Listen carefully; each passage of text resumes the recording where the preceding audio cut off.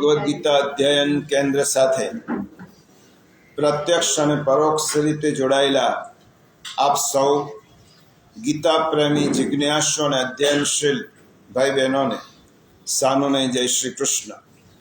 આપના હૃદયમાં બિરાજમાન પરમ કૃપાળુ પરમાત્માને વંદન કરી આપણે ગીતા ગાયક પ્રભુ શ્રી કૃષ્ણ અને ગીતા માતાના ચરણોમાં કોટી કોટી વંદન કરી આજના અધ્યયનનો પ્રારંભ કર્યો. પ્રિયજનો, આપણે અધ્યાય 9 રાજવિદ્યા રાજગુહ્ય યોગના 3જા શ્લોક પર્યંતનો વિચાર કરી રહ્યા હતા. 3જા શ્લોકમાં ભગવાને કહ્યું છે, અશ્રદ્ધાનઃ પુરુષઃ ધર્મસ્યાસ્ય પરંતપ અપ્રાપ્ય મામ નિવર્તન્તે મૃત્યુ સંસાર વર્તમની. હે પરંતપ, આ ધર્મમાં શ્રદ્ધા વિનાના માણસો મને ન પામતા મૃત્યુરૂપી સંસાર ચક્રમાં ભટકતા રહે છે. ભગવાન 3જા શ્લોકમાં રાજવિદ્યાની આ પહેલી કન્ડિશન કહે છે. સૌથી પ્રથમ તો મારામાં શ્રદ્ધાયુક્ત માણસ હોય તે જ મને પામી શકે છે, નહીં તો એ મૃત્યુરૂપી સંસારમાં તેને ભટકવાનું રહે છે. આપણે ગઈ વખતે જોયું હતું કે શ્રદ્ધા એ પ્રભુને પામવાની પૂર્વ શરત છે. કોઈ એમ કે હું ધાર્મિક છું પણ શ્રદ્ધાળુ નથી, તો એ ધાર્મિક ન કહેવાય. આસ્તિક તેને કહેવાય કે જેને ભગવાન ઉપર પૂર્ણ શ્રદ્ધા છે. શ્રદ્ધા એટલે વહેમ નથી. ગઈ વખતે આપણે સમજ્યા હતા, શ્રદ્ધા એ વહેમ નથી, શ્રદ્ધા એ માન્યતા નથી, શ્રદ્ધા એ રૂઢિ નથી, પરંતુ શ્રદ્ધા એ તો કોઈ મનની નબળાઈ નથી કે આપણે કશું જ સૂઝતો નથી એટલે શ્રદ્ધા રાખીએ. શ્રદ્ધા એ તો પરિપક્વ બુદ્ધિની નિશાની છે. શ્રદ્ધા પરિપક્વ બુદ્ધિ પછી જ નિર્માણ થાય. એટલે બુદ્ધિનો પ્રદેશ જ્યાં પૂરો થાય ત્યાં શ્રદ્ધાની શરૂઆત થાય. એટલા માટે સાચી શ્રદ્ધા ક્યારે અંધ હોઈ શકતી જ નથી. ગીતામાં અંધશ્રદ્ધા એવા શબ્દનો પ્રયોગ કર્યો નથી. શ્રદ્ધા અને અશ્રદ્ધા. શ્રદ્ધા ક્યારે પણ અંધ હોઈ શકતી જ નથી, કારણ કે શ્રદ્ધા તો એ વ્યક્તિ એ તત્વ તરફ રખાય કે જે આપણને દેખાતો જ નથી. એટલા માટે તમે એમ કહેશો કે અમે શ્રદ્ધાવાન ન બની શકીએ, તો ગીતાકારે કહ્યું કે માણસ આઈધર ઓર, કાં તો તમે શ્રદ્ધાવાન રહી શકો અથવા તો સંશયગ્રસ્ત રહી શકો. ત્રીજો કોઈ રસ્તો નથી. તમારામાં શ્રદ્ધા નથી તો તમારામાં સંશય છે, અને તમારો સંશય 100% નાબૂદ થયો છે તો તમારામાં પૂર્ણ શ્રદ્ધા છે. કાં તો વ્યક્તિ શ્રદ્ધાવાન બની શકે અથવા તો સંશયગ્રસ્ત હોઈ શકે. ગીતામાં 2ના પરિણામ કયા છે? શ્રદ્ધાવાન શાંતિમાપ્નોતિ. શ્રદ્ધાવાન વ્યક્તિ શાંતિને પામે છે, અને સંશયાત્મા વિનશ્યતિ. અને સંશયાત્મા છે, સંશયગ્રસ્ત માણસ છે, એ વિનાશને પામે છે. શ્રદ્ધાવાનને શાંતિ પ્રાપ્ત થાય છે અને સંશયગ્રસ્ત માણસને વિનાશ નક્કી જ છે. વ્યવહારમાં વિશ્વાસ જોઈએ અને અધ્યાત્મમાં શ્રદ્ધા જોઈએ. વ્યવહારમાં આપણે એકબીજા પ્રત્યેનો વિશ્વાસ હશે તો જ વ્યવહાર ચાલશે, નહીં તો વ્યવહાર નહીં ચાલે. તમને એક બીજી વ્યક્તિ પ્રત્યે વિશ્વાસ જ નથી તો વ્યવહાર કેવી રીતે ચાલશે? તમને ટ્રેનમાં બેઠા છો, ટ્રેનના ડ્રાઈવર પર તમને વિશ્વાસ નથી કે આ મને મુકામ પર પહોંચાડશે, તો તમે ટ્રેનમાં બેસી જ નહીં શકો. તમે વિમાનમાં બેસો છો, પાયલોટ પર વિશ્વાસ. તમે બસમાં મુસાફરી કરો છો, પાયલોટ પર વિશ્વાસ. તમે હોટલમાં જમવા જાઓ છો, વિશ્વાસ છે કે આ જમવામાં ઝેર મેળવેલું નથી. તો વ્યવહાર વિશ્વાસ વગર ન ચાલે. એવી રીતે અધ્યાત્મમાં શ્રદ્ધા જોઈએ. શ્રદ્ધા વગર તમે અધ્યાત્મમાં પ્રવેશ જ ન કરી શકો. કારણ કે શ્રદ્ધાથી જ તમે ભગવાનને પામી શકશો કે ભગવાનને મેળવી શકશો. વિશ્વાસથી જિંદગી જીવાય. પરસ્પર પતિ પત્નીથી શરૂ કરીને તમે આગળ ગમે ત્યાં વધશો તો વિશ્વાસથી જ જિંદગી જીવાય અને શ્રદ્ધાથી ભગવાનને પમાય. આ બે વાતો બહુ મહત્વની છે. શ્રદ્ધાથી ભગવાનને પામી શકાય અને વિશ્વાસથી જિંદગી જીવી શકાય. શ્રદ્ધાને ઉપલબ્ધ થયેલી વ્યક્તિ કેવી છે? તો ખીલેલા પુષ્પ જેવી છે. જે શ્રદ્ધા છે એને અડગ એ ખીલેલા પુષ્પ જેવી છે. તમે ખીલેલો પુષ્પ આપણે જ્યારે જોઈશું ત્યારે ખબર પડશે.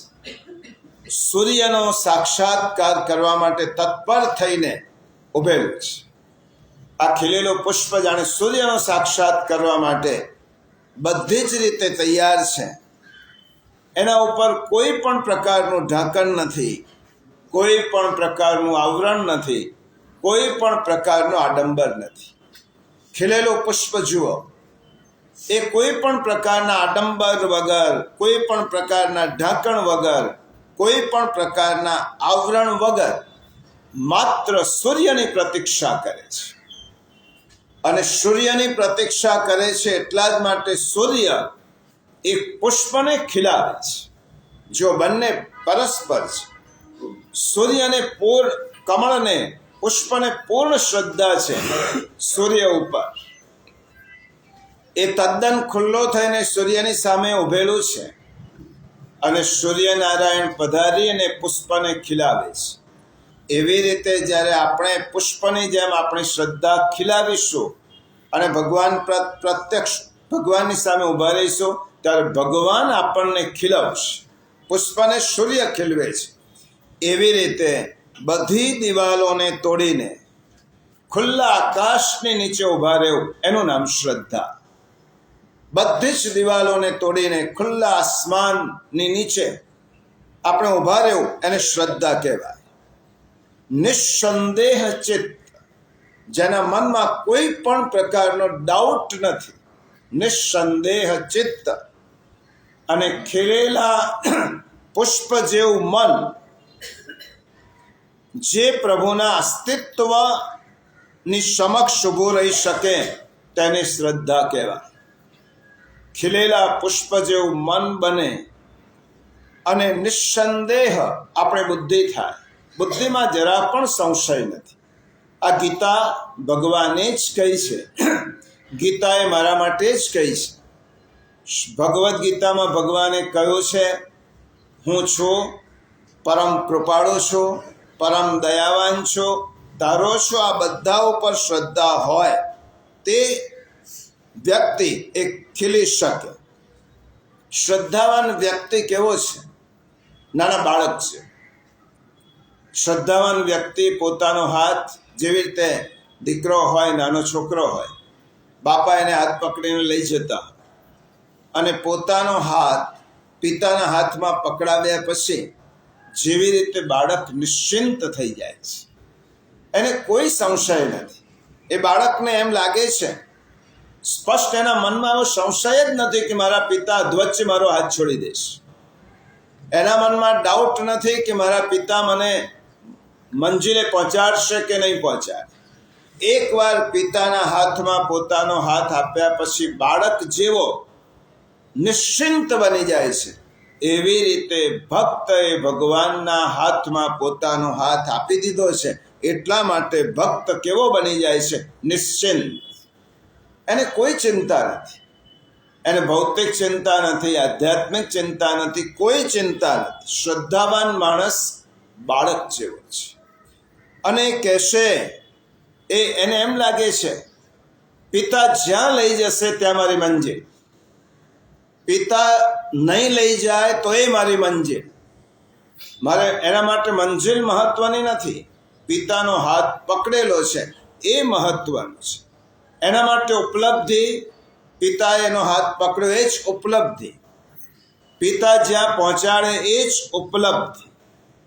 આવી અસંશય, મુક્ત, નિરહંકારી, વિનમ્ર, નિશ્ચિંત નિજાનંદી વ્યક્તિને શ્રદ્ધાવાન કહેવાય.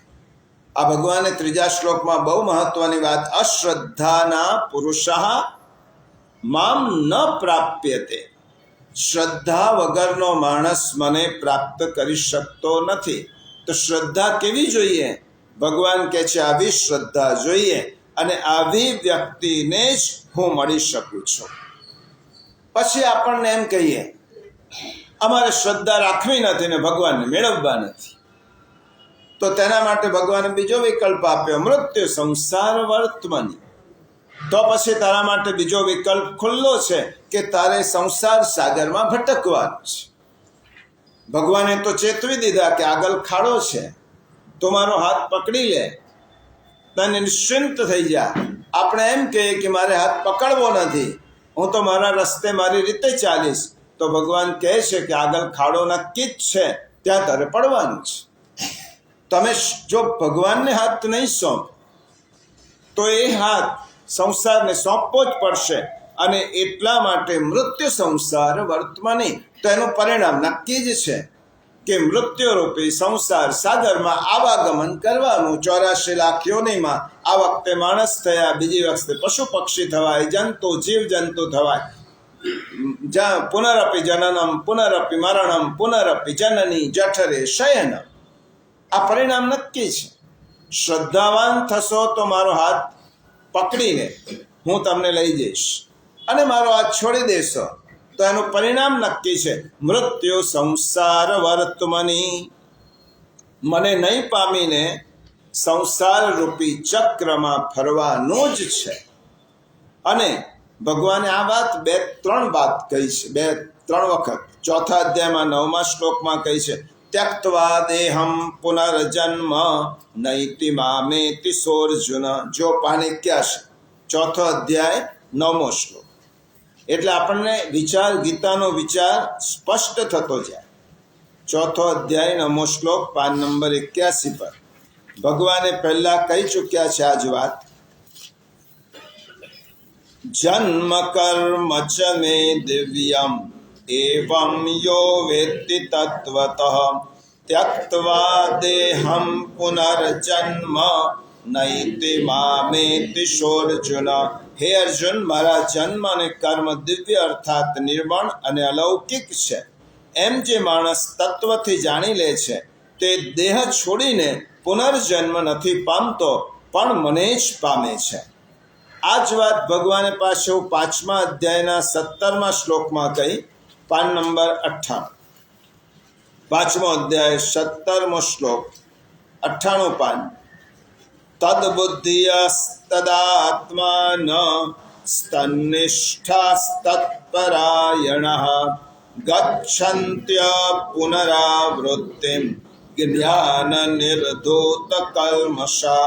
પરમાત્મામાં જેમનું મન તદ્રુપ થઈ રહ્યું છે, પરમાત્મામાં જેમની બુદ્ધિ તદ્રુપ થઈ રહી છે, અને સચ્ચિદાનંદ ઘન પરમાત્મામાં જ જેમની નિરંતર એકાત્મ ભાવે સ્થિતિ છે, એવા પરમાત્મા પરાયણ મનુષ્યો જ્ઞાન દ્વારા પાપ રહિત થઈને અપુનરાવૃત્તિને એટલે કે પરમ ગતિને પામે છે.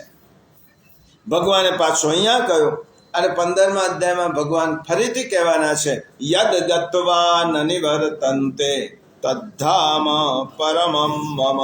ભગવાન 15મા અધ્યાયમાં પાછી આ વાત સમજાવવાના છે.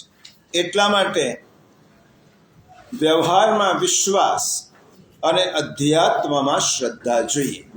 આટલું સમજ્યા પછી હવે ભગવાન વિધિવત રીતે રાજવિદ્યાની શરૂઆત કરે છે. ચોથા શ્લોકથી આપણે પહેલા અધ્યાય 9 ચોથા શ્લોકનું પારાયણ કરીએ. PAN number 141.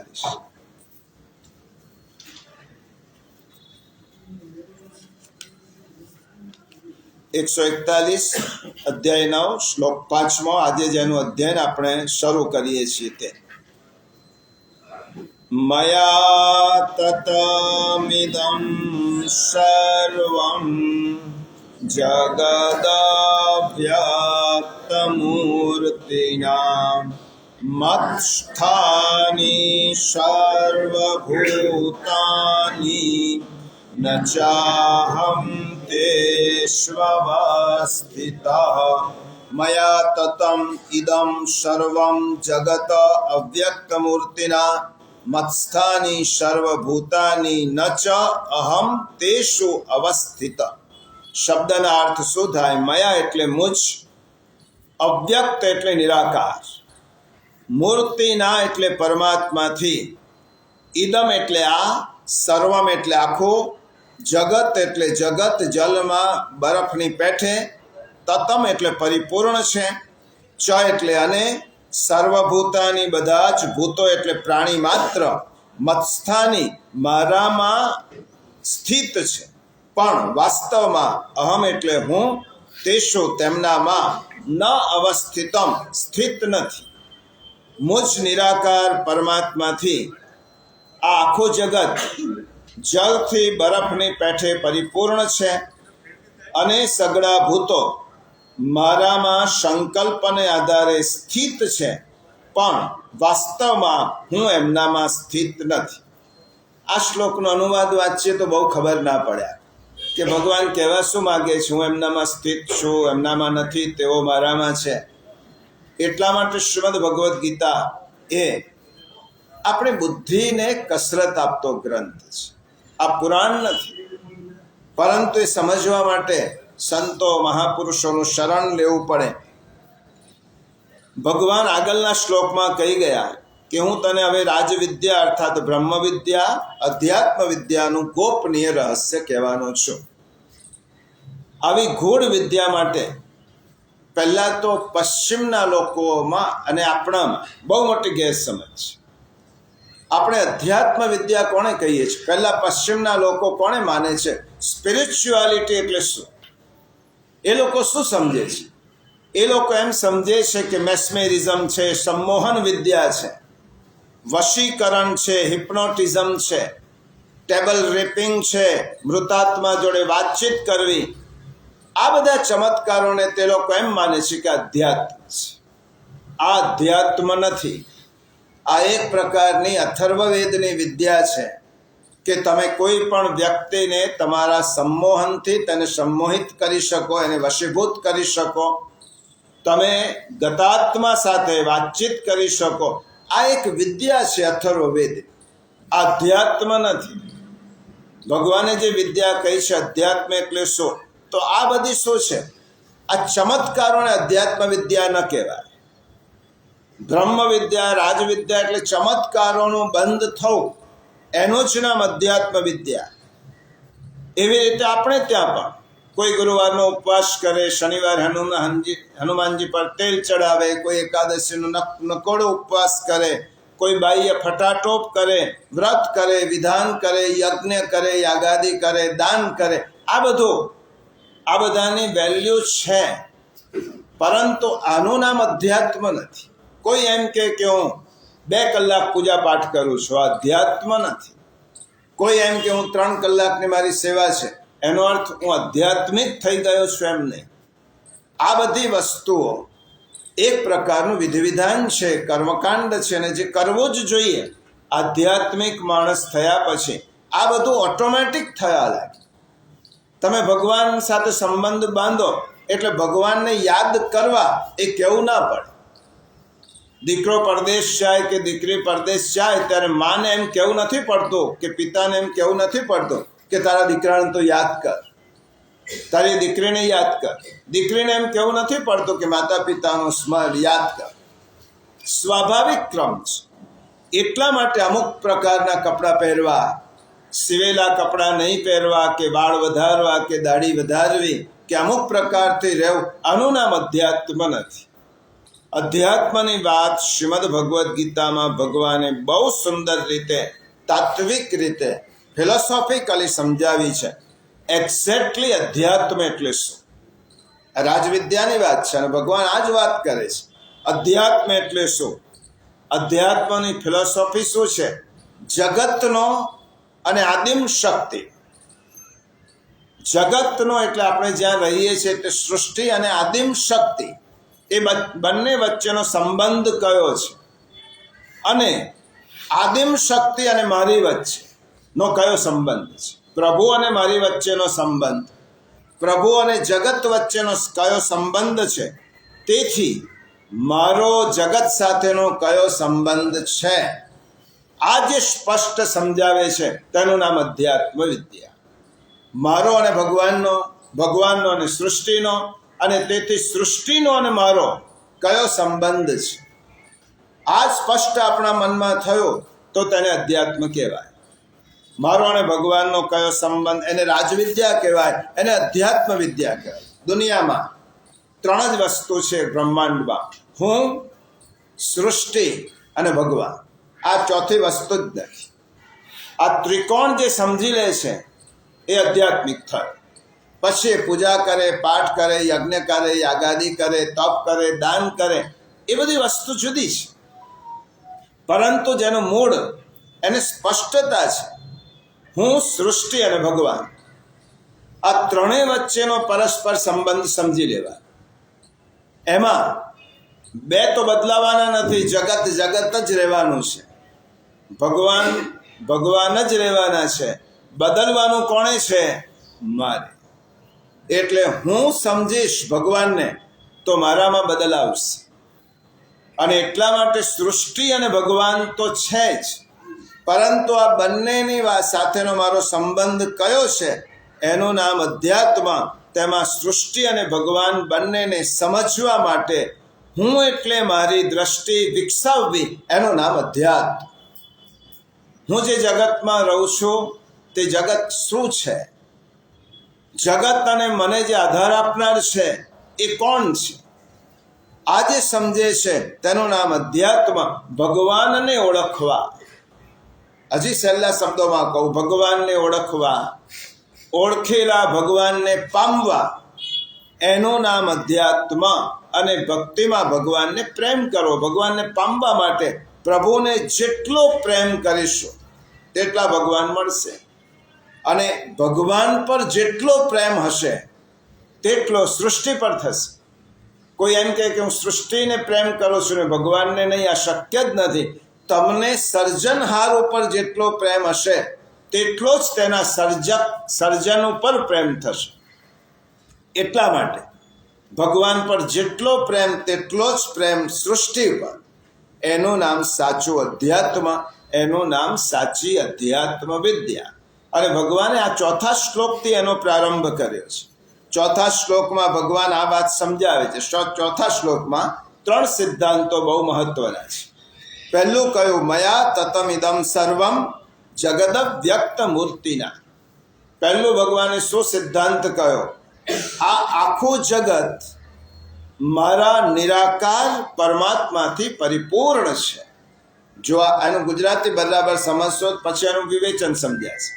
આ આખું જગત મારા નિરાકાર પરમાત્માથી સંપૂર્ણ એટલે પરિપૂર્ણ છે. આ પહેલો સિદ્ધાંત 4થા શ્લોક. બીજો સિદ્ધાંત મત્સ્થાની સર્વભૂતાની, સંપૂર્ણ પ્રાણીઓ મારામાં સ્થિત છે. અને ત્રીજો સિદ્ધાંત ન ચાહમ તેષુ અવસ્થિત, પરંતુ હું તેમનામાં સ્થિત નથી. 3 સૂત્રો છે 4થા શ્લોકના 9મા અધ્યાય. પહેલું, સમગ્ર જગત મારા નિરાકાર રૂપથી આખું ભરેલું છે. બીજો સિદ્ધાંત, તો સર્વ પ્રાણી માત્રમાં સ્થિત છું, રહેલો છું. અને ત્રીજો સિદ્ધાંત, બધા પ્રાણીઓ મારામાં રહેલા નથી. હવે જુઓ, પહેલા ચરણમાં શું કહ્યું? મયા તતમિદમ સર્વમ. ભગવાને આપણને એમ થાય કે આપણે હમણાં તો સાંભળ્યું કે 9મા અધ્યાયમાં તો ભગવાન ભક્તિની વાત કરવાના છે. આ ભક્તિનો જ બેઝમેન્ટ છે. આ સમજાવવા કરતાં ભક્તિમાં આગળ નહીં વધી શકો. તમે સમજ, ભગવાન આ 4થા શ્લોકમાં સમજાવે છે તારો અને સૃષ્ટિનો સંબંધ શું છે, તારો અને પ્રભુનો સંબંધ શું છે. અને એટલા માટે પુષ્ટિ માર્ગમાં બ્રહ્મ સંબંધ આવી. બ્રહ્મ સંબંધ એ દીક્ષા નથી, બ્રહ્મ સંબંધ એ તાત્વિક સમજણ છે. કેટલાક લોકો બ્રહ્મ સંબંધને દીક્ષા માની બેઠા કે ગુરુએ કાનમાં મંત્ર કહ્યો, બસ હવે આપણે બ્રહ્મ સંબંધ થઈ ગયો. બ્રહ્મ સંબંધ એ દીક્ષાના માધ્યમથી એક ફિલોસોફી છે. તારો આમાં શું સમજાવે છે? બ્રહ્મ સંબંધ મંત્રમાં આ જ છે. તું કોણ છે? હું કોનો છું? અને સમગ્ર મારો પરિવાર છે, આ જગત છે, મારો દેહ છે, આ બધું છે કોનું? તો આ બધું ભગવાનનું છે અને હું ભગવાનનો છું. ભક્તિમાં જ્યાં સુધી પહેલો સંબંધ નહીં સમજાય ત્યાં સુધી સંબંધ વગર તો વ્યવહાર પણ શક્ય નથી. લગ્નમાં છે શું? ગઈકાલ સુધી જે છોકરો અને છોકરી જુદા હતા, આજે તેમનો સપ્તપદીથી અને ધાર્મિક વિધિથી તેમનામાં એક સમજણ આવી કે આજથી હું આની પત્ની અને આ મારો પતિ. ત્યારથી વ્યવહાર શરૂ થયો. જે વ્યવહાર ગઈકાલ સુધી નહોતો, કારણ કે સંબંધ ફિક્સ થયો નહોતો.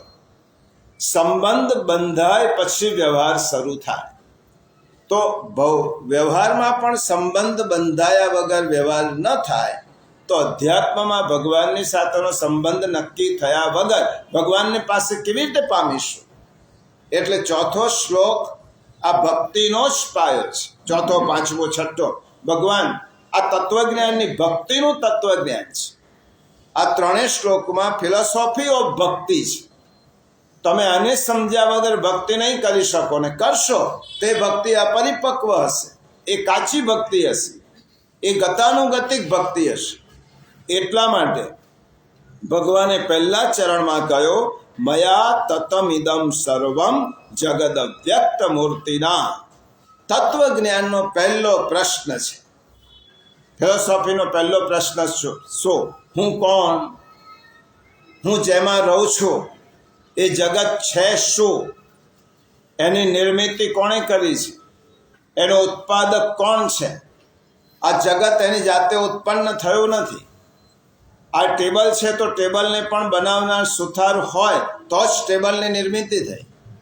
આ ખુરશી સામે જોઈએ છે તો ખુરશી બનાવનાર કોઈ કારીગર હોય તો ખુરશી ઉત્પન્ન થઈ, એનું સર્જન થયું. જે હોલમાં બેઠા છે, હોલ કોઈએ બનાવ્યો એટલા માટે હોલ બન્યો. તો પછી જે સર્જન છે તેની પાછળ સર્જક હોય જ. If there is creation, there is creator. સર્જન છે તો સર્જક હોય જ. એની દલીલ, એની શંકા જ ના હોય. તો સર્જક છે. આ જગતનો ઉત્પાદક કોણ? આ સૃષ્ટિનો સર્જક કોણ? આ બ્રહ્માંડનો નિર્માતા કોણ? આ પ્રશ્ન જિજ્ઞાસુ વ્યક્તિના મનમાં થવો જોઈએ. જો ન થાય તો ભગવાને પરિણામ કહેલું જ છે કે તારે તો પછી ફર્યા જ કરવાનું છે. આવા ગમન સંસારમાં ફર્યા કરવાનું છે. અથા તો બ્રહ્મ જિજ્ઞાસા. બ્રહ્મની પ્રાપ્તિ પહેલા જિજ્ઞાસા થાય તો જ શરૂ થાય. આ બ્રહ્મસૂત્રનું પહેલું વાક્ય છે, અથા તો બ્રહ્મ જિજ્ઞાસા. હવે મને બ્રહ્મને જાણવાની જિજ્ઞાસા ઊભી થઈ છે. આપણે અહીંયા કેમ આવીએ છીએ? આપણે જિજ્ઞાસા ઊભી થઈ છે એટલા માટે આવીએ છીએ. આ અધ્યાત્મનું પહેલું સ્ટેપ છે, પહેલું પગથિયું છે. જિજ્ઞાસા જ ઊભી ન થઈ હોય તો તમે અહીંયા શા માટે દોડો? શા માટે આવો? મારા મનમાં એક જિજ્ઞાસા ઊભી થઈ છે કે મારે જાણવું છે, અને જાણવું એ અધ્યાત્મનું પહેલું લક્ષણ છે. આ જગતનો ઉત્પાદક કોણ? આ સૃષ્ટિનો નિર્માતા કોણ? એનો સ્પષ્ટ જવાબ આ શ્લોકના પહેલા ચરણમાં ભગવાને આપી દીધો છે. કોઈ પણ પ્રકારના બીજા શબ્દોનો ઉપયોગ કર્યા વગર જો આટલો સ્પષ્ટ જવાબ કોઈ પણ ગ્રંથમાં અપાયો નહીં હોય. ભગવાને શું કહ્યું? મયા તતમિદમ સર્વમ જગદ વ્યક્ત મૂર્તિના. આ આખું જગત મારા નિરાકાર પરમાત્માથી સર્જાયું છે. આમાં એક પણ શબ્દ ભગવાને વધારાનો ઉમેર્યો નથી, અને એક સ્પષ્ટ વાત કરી, આખું જગત મારા નિરાકાર પરમાત્માથી સર્જાયું છે. આ આખું જગત મારા નિરાકાર પરમાત્માથી પરિપૂર્ણ છે. આખું જગત મારાથી પરિપૂર્ણ છે. જો આ ચરણમાં જેટલું ગીતામાં જો ઊંડા ઉતરીશું ને, અને જેટલો પેલો રસાયણ વૈદક શાસ્ત્રનો નિયમ છે કે તમે ઔષધિને જેટલી લસોડશો એટલું તેનામાં વધારે રસાયણ ઉત્પન્ન થશે. શ્રીમદ ભગવદ્ ગીતાના એક એક શબ્દને આપણે જેટલો લસોટીશો એટલું તેમાંથી તત્વ ઊભું થશે. ગીતા વાંચવી જુદી, એનો અનુવાદ વાંચી જોવો જુદો, એનો પાઠ કરવો જુદો, ગીતા સમજવી જુદી અને ગીતા જીવનમાં લાવવી જુદી. આ ગીતા શું છે? આ ચરણમાં 2 શબ્દો ધ્યાન ખેંચે છે. શબ્દ ભગવાનનું વાક્ય સમજી લો. આખું જગત મયા સર્વમ તતમિદમ સર્વમ જગદ અવ્યક્ત મૂર્તિના, આ સમગ્ર જગત મારા નિરાકાર પરમાત્માથી વ્યાપ્ત છે. એનું ગુજરાતી સહેલું એવું થાય કે આ સમગ્ર જગતમાં હું વ્યાપેલો છું, હું રહેલો છું. આનું સ્પષ્ટ ગુજરાતી થાય. હવે આ ચરણમાં 2 શબ્દો આપણું ધ્યાન ખેંચે છે. કયા 2 શબ્દો? મયા, મારાથી. ભગવાને પહેલું શું કહ્યું? મયા, મારાથી. અને બીજું કહ્યું અવ્યક્ત મૂર્તિના, નિરાકાર રૂપથી. મારાથી જ્યારે ભગવાન કહે છે ત્યારે નિરાકાર રૂપ નથી. બરાબર સમજો, કારણ કે સાકાર રૂપ તો અર્જુનની સામે ઉભેલો જ છે. મયા, આ શ્લોક અર્જુનને ભગવાન કહે છે મયા એટલે મારા, મારાથી. અને અવ્યક્ત મૂર્તિના, મારા નિરાકાર રૂપથી સમગ્ર જગત વ્યાપ્ત છે. કહેનાર તો અર્જુનની સામે છે, સાકાર રૂપ ધરીને ઉભેલો છે. કહેનાર કોણ છે? અર્જુનની સામે સાકાર રૂપ ધરીને ઉભેલો છે, બ્રહ્મ છે. અને કોઈ વ્યક્તિ અર્જુનના રૂવાટા અદ્ધર થઈ જતા હશે. કોઈ ભગવાન જ્યારે એમ કહેતા હશે કે આખું જગત મેં નિર્માણ કર્યું છે, ત્યારે અર્જુનની મનોસ્થિતિ કઈ થઈ હશે? તમે વિચાર કરો કે અર્જુને જેને સારથી તરીકે બેસાડ્યા હતા, એ કૃષ્ણ ભગવાન જ્યારે ગીતામાં એમ કહેતા હોય, અર્જુન આ સમગ્ર જગતમાં હું વ્યાપક છું. આ જે વિધાન જ્યારે ભગવાને કર્યું હશે ત્યારે અર્જુનના તરંગો એના શરીર ધ્રુજવા લાગ્યું હશે કે હું કોની સાથે વાત કરું છું? આ સમગ્ર બ્રહ્માંડનો અધિપતિ એ એમ કહે છે અર્જુનની સામે ભગવાનનું કેવું રૂપ છે? સાકાર રૂપ છે. કૃષ્ણ રૂપે અર્જુનની સામે ભગવાન ઉભેલા છે. એનો અર્થ એમ થયો આ કૃષ્ણ એ શું છે? પરબ્રહ્મનું સાકાર સ્વરૂપ છે. આ પરબ્રહ્મનું સાકાર સ્વરૂપ કૃષ્ણ. એટલા માટે કૃષ્ણના 2 રૂપ, નિરાકાર બ્રહ્મનું નરાકાર રૂપ, એનું નામ શ્રી કૃષ્ણ. નિરાકાર બ્રહ્મ એ નરાકાર રૂપે આવ્યા, એ શ્રી કૃષ્ણ છે. એટલે કૃષ્ણના 2 રૂપો, એક નિરાકાર. નિરાકાર એટલે જગતમાં વ્યાપ્ત રૂપ, જે જગત દેખાય પણ એ ના દેખાય. અને ભગવાનનું બીજું રૂપ એટલે આકાર સહિતનો રૂપ, જે કૃષ્ણ રૂપે અર્જુન જોઈ રહ્યો છે. કૃષ્ણ રૂપે અર્જુન નિરખી રહ્યો છે. નિરાકાર એટલે નિર્ગુણ અને સાકાર એટલે સગુણ. વિષ્ણુ દિવ્ય સહસ્ત્ર નામ સ્તોત્રમાં ભીષ્મ દાદાએ 1000 નામ કયા, તેમાં કેટલાક નામમાં ભીષ્મ પિતામહે આ કહ્યું છે. ભીષ્મ પિતામહના વિષ્ણુ સહસ્ત્ર નામમાં આવે છે અદ્રશ્યો વ્યક્ત રૂપસ્ય. જો એક શ્લોકમાં એવું આવે છે બ્રહ્મ કેવા છે? અદ્રશ્ય અને વ્યક્ત રૂપ છે. આ 2 કોન્ટ્રાડિક્ટરી વાત થઈ. વિષ્ણુ સહસ્ત્રમાં કહું ભગવાન અદ્રશ્ય છે, પહેલા નામમાં એવું કહ્યું અદ્રશ્ય, અને પછી પાછું તરત જ કહ્યું વ્યક્ત રૂપસ્ય. ભગવાન દેખાય પણ છે. એક બાજુ તમે એમ કહો છો કે અદ્રશ્ય છે અને બીજી બાજુ કહો છો કે દ્રશ્યમાન છે. પરમાત્માને મન, બુદ્ધિ, ઇન્દ્રિય દ્વારા પામી શકાતા નથી. એ કન્સેપ્ટથી, એ દ્રષ્ટિથી ભગવાન અદ્રશ્ય છે. ભગવાનને મનથી, બુદ્ધિથી, ઇન્દ્રિયથી જોઈ ન શકાય, પામી ન શકાય. એટલા માટે ભગવાન કેવા છે? અદ્રશ્ય છે. કોઈ એમ કે મને ભગવાન બતાવો, તો ભગવાન દેખાડવાની વસ્તુ નથી.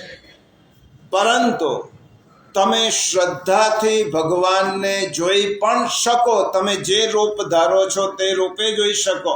એ દ્રષ્ટિએ ભગવાન વ્યક્ત પણ છે. તમે ઇન્દ્રિયોથી ભગવાનને નથી જોઈ શકતા. આ જગતને જુઓ છો, પણ જગતની પાછળ છુપાયેલું ઈશ્વર ક્યાં દેખાય છે? એ દ્રષ્ટિએ ભગવાન અદ્રશ્ય છે. પણ ભગવાને ગીતામાં કહ્યું કે જગત રૂપે હું દ્રશ્યમાન છું. આ જગત એ મારું જ સ્વરૂપ છે, એટલા માટે હું દ્રશ્યમાન છું, પ્રગટ પણ છું. સર્વ દ્રશ્ય પદાર્થોમાં રહીને સ્વયં અદ્રશ્ય રહેવા છતાં ભગવાન સર્વ કોઈને જણાતા નથી. કોણે જણાય છે? ભગવાને આગલા શ્લોકમાં કહ્યું, શ્રદ્ધાવાન મામ પ્રાપ્ય, હું તેને જ જણાવું છું. બૃહદારણ્યક ઉપનિષદમાં ખૂબ સુંદર વાત કરવી. ભગવાન કેવા છે? અદ્રષ્ટ દ્રષ્ટા છે. જો બંને વિરોધાભાસી વાતો. ભગવાન કેવા છે? અદ્રષ્ટ દ્રષ્ટા છે. જોઈ શકાય તેવા નથી, છતાં પણ દ્રશ્યમાન છે. ભગવાન કેવા છે? અશ્રુત શ્રોતા છે. સાંભળી ન શકાય છતાં પણ સાંભળનાર. અમંત મંતામ છે. અવિજ્ઞાત વિજ્ઞાતા છે. આ ઉપનિષદના સૂત્ર છે.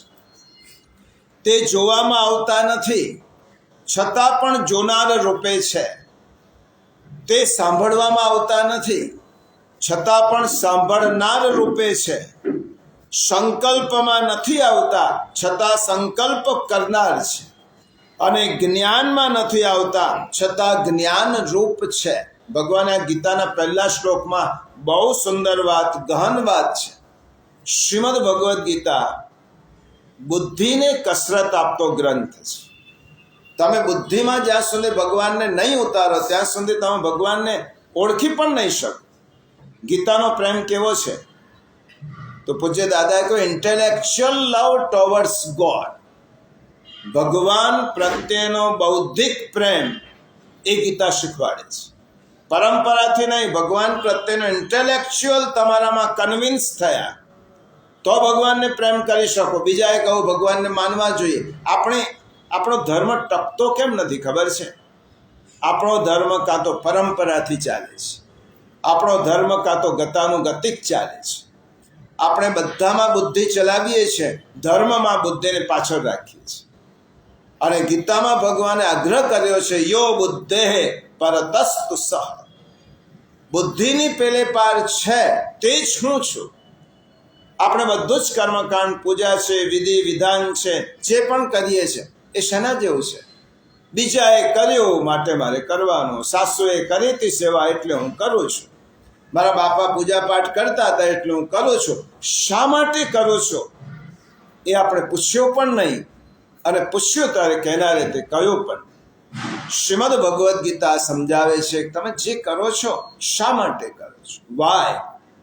પ્રભુ છે, આ જગતનું સર્જન પ્રભુએ કર્યું છે. કેવી રીતે માની લો? તો ભગવાન તેના તર્ક સાથે સમજાવે છે. પરંપરાથી ચાલી આવેલી ભક્તિ કેવી છે? બ્રાહ્મણ બનારસમાં ગંગા કિનારે ગયો, કાશી ગંગા કિનારે જઈને પહેલી વાર ગયો હતો. હવે બ્રાહ્મણ તો એકલો જ હતો. બ્રાહ્મણ પાસે બીજો વિરક્ત બ્રાહ્મણ શું હોય? એને પહેરેલા કપડાં હતા અને એનું જ સંધ્યાના સાધનો હતા. સંધ્યા કરવા માટે પંચપાત્ર, આચમની છે, તરબાણું છે, કાસન છે, આટલું હતું. એ લઈને ગંગા કિનારે ગંગામાં સ્નાન કરવું છે.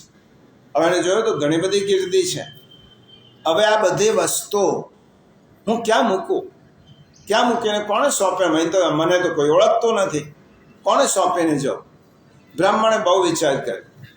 ચાલો મારે ગંગામાં ડૂબકી મારવી છે, પણ આવ્યા પછી સંધ્યા કરવી હશે તો સંધ્યાના પાત્રો જોઈશે, તો ક્યાં મૂકો? એને શું કર્યું કે જમીનમાં રેતીમાં એક ખાડો કર્યો.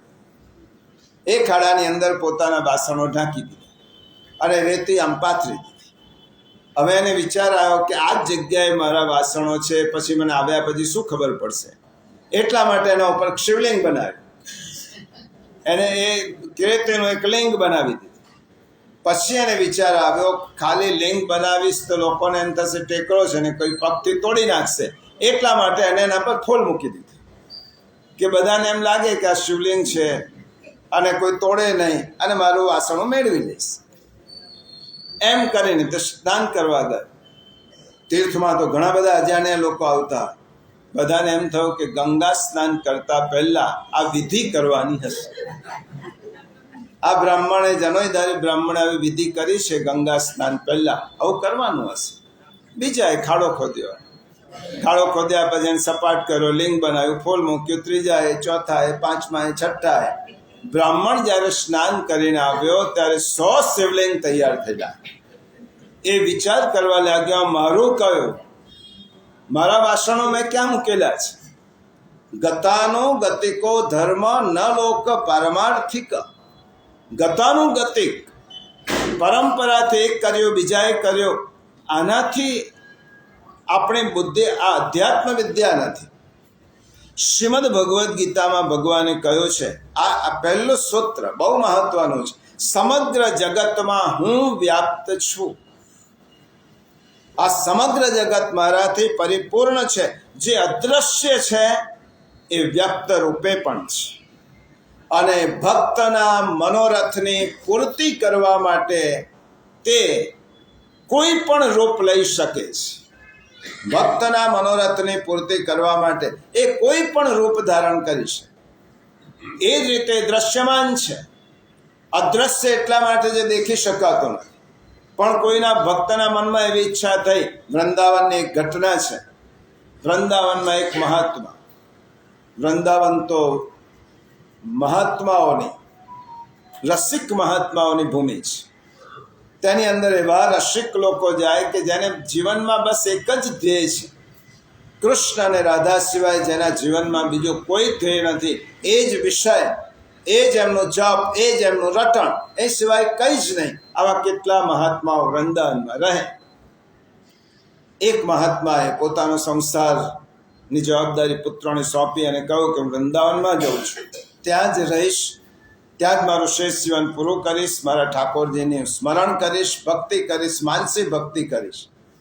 અને પોતાની પાસે એક નાનકડું બાલ સ્વરૂપ પધરાવીને લઈ ગયા. બાલ સ્વરૂપની રોજ આ મહાત્મા સેવા કરે. એક નાની કુટીર હતી, સેવા કરે, પધરાવે, એમને થોડો ભોગ ધરે, જે પોતાની પાસે સામગ્રી ભોગ ધરે, જલ ધરાવે અને માળા કરે, જે પણ કંઈ શક્ય હોય તે બધું જ કરે. એમને એમ કહ્યું કે આ જ મારો પુત્ર છે, હવે મારા બીજા સંબંધો બધા જ પૂરા થયા, પ્રભુ તમે જ મારા પુત્ર છો. અને જ્યારે ભગવાનને પુત્ર તરીકે માનવા લાગ્યા, બાલકૃષ્ણની સેવા કરવા લાગ્યા, ત્યારે ગીતામાં ભગવાને કહ્યું છે, યે યથામામ પ્રપદ્યન્તે તાંસ તથૈવ ભજામ્ય. તું મને જે સ્વરૂપે ભજીશ એ સ્વરૂપે તારી ઈચ્છા હું પૂરી કરીશ. ભગવાન જો અદ્રશ્ય છે છતાં પણ દ્રશ્યમાન છે.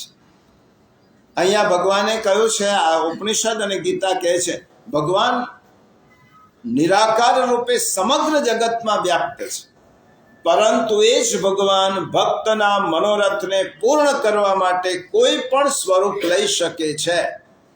ભક્તના મનોરથને પૂર્ણ કરવા માટે ભગવાનને કોઈ સ્વરૂપ લેવા માટે કંઈ બીજું કશું જોઈએ તેવું નથી. એ ઈચ્છા કરે તે સ્વરૂપ લઈ. મહાત્મા પ્રભુની સેવા કરે છે. એમ કરતા કરતા વર્ષો વીત્યા. એક વખત આ મહાત્માને એમ થયું, સેવા પહોંચી અને પોતાના બાળક સાથે, ઠાકોરજી સાથે વાત કરતા હતા. લાલન, દીકરા, મને એક એવી ઈચ્છા છે કે જીવનભર મેં ગંગા સ્નાન કર્યું નથી, યમુના પાન કર્યું છે, વૃંદાવનમાં આવ્યો છું, પણ આપણા શાસ્ત્રો કહે છે કે ગંગા સ્નાન કરવું જોઈએ. મેં ગંગા સ્નાન કર્યું નથી. મારી એવી ઈચ્છા છે કે થોડોક સમય હું ગંગા તટે જઉં, સ્નાન કરીશ અને પાછો આવીશ. 1-2 દિવસ લાગશે. હું તને ત્યાં નથી લઈ જતો, હું અહીં પધરાવીને જાઉં છું, બધી વ્યવસ્થા કરીને જાઉં છું. બાળક રૂપે એ ઠાકોરજીએ કહ્યું બાબા ના જશો, મારી ઈચ્છા નથી કે તમે ત્યાં જાઓ, અહીં જ રહો, કારણ કે તમારા વગર હું રહી શકીશ નહીં.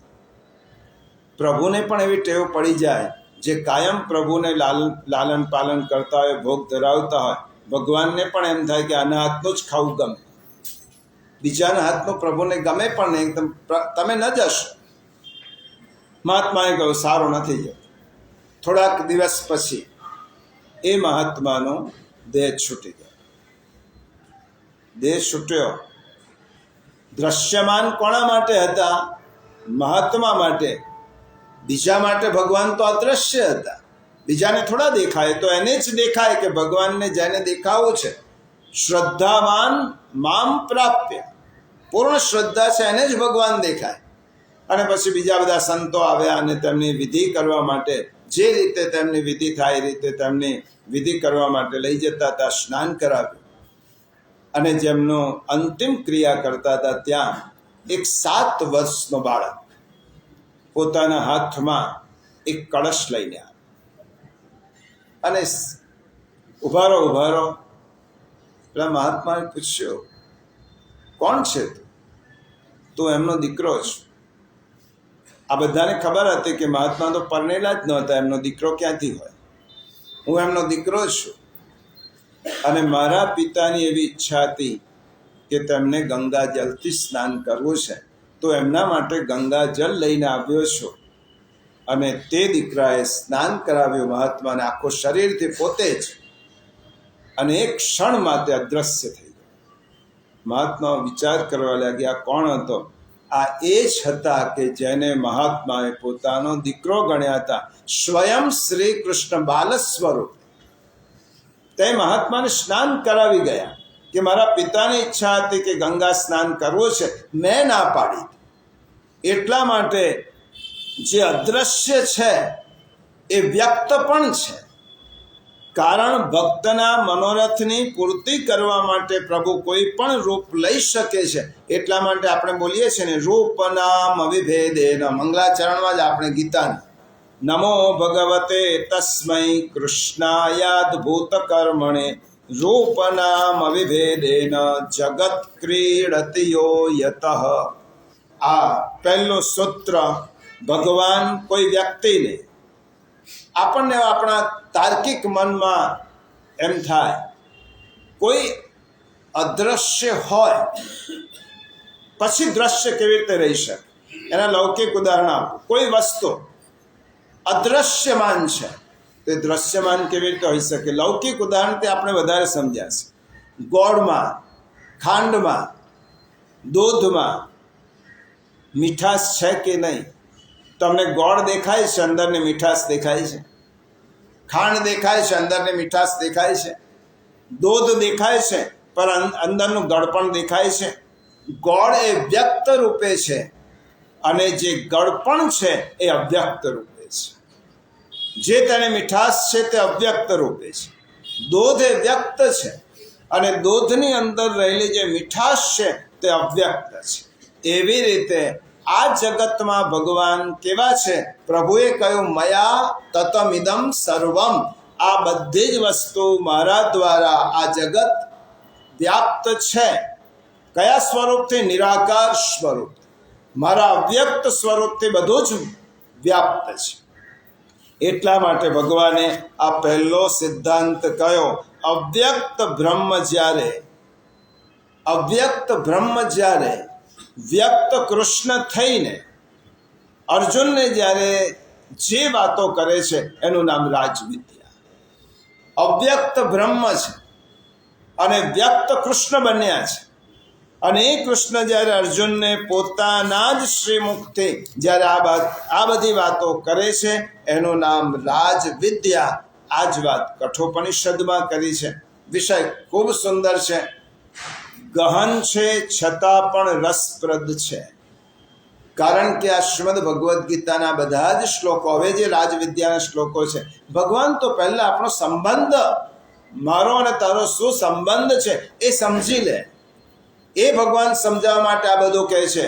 જગતનો, તારો અને મારો શું સંબંધ છે એ સમજાવવા માટે આ શ્લોકો કહે છે. આ શ્લોકનું 2 ચરણ બાકી રહ્યા અને પછીના શ્લોકમાં પણ ભગવાન આ જ વાતને થોડી વધારે રીતે કહે છે. એ આપણે આવતા રવિવારે આવીશું, વિચારીશું. ખૂબ સુંદર. અને જેટલું સાંભળ્યું છે તેટલું વાગોડીશું તો જ ગીતામાં અને ગીતાના શ્રવણમાં આનંદ આવશે.